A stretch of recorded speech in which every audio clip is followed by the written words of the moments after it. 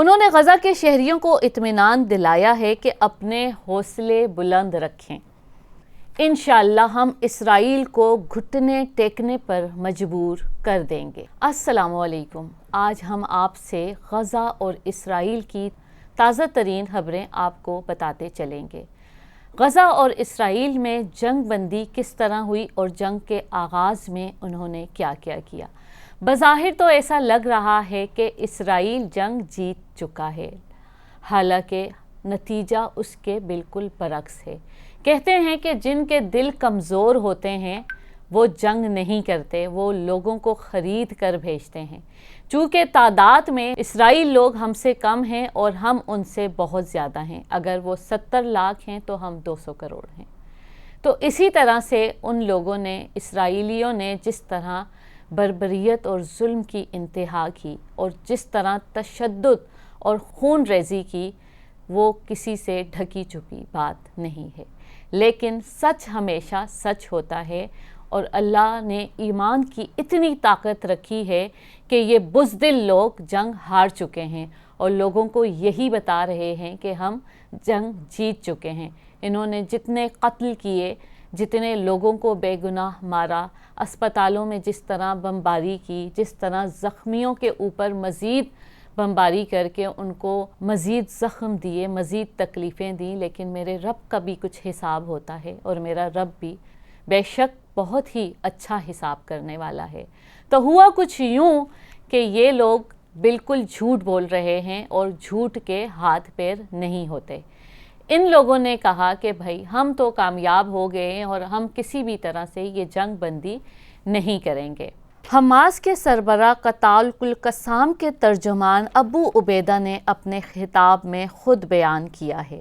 ناظرین، جیسا کہ آپ جانتے ہیں، اسرائیل اس جنگ میں ہونے والے اپنے نقصانات کو دنیا سے چھپا کر حماس کے نقصانات کو بڑھا چڑھا کر پیش کر رہا ہے، جبکہ ایسا قطعی نہیں ہے۔ اسرائیل بے گناہ اور نہتے شہری آبادی کو نشانہ بنا کر اپنی کامیابی کی بلند بانگ دعوے کر رہا ہے، جبکہ فوجی اعتبار سے اس جنگ میں اسرائیل کا بے تحاشا نقصان ہوا ہے، جس میں جنگی ساز و سامان، سینکڑوں بختربند گاڑیاں اور ٹینکوں کے علاوہ ان کے بے شمار فوجیوں کو جہنم واصل کر دیا گیا ہے۔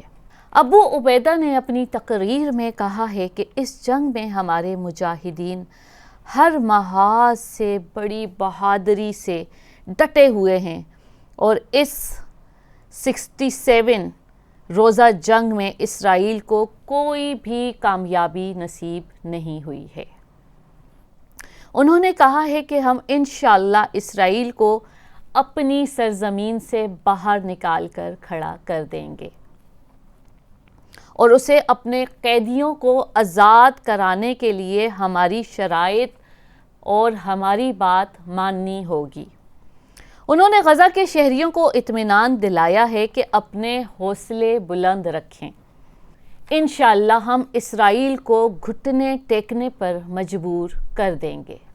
یہ جنگ جتنی بھی طویل ہے، انہوں نے زور دے کر کہا ہے کہ ہمارے جہادیوں نے اب براہ راست شہریوں پر حملے شروع کر دیے ہیں، جو اسرائیل کا دارالخلافہ بھی شامل ہے۔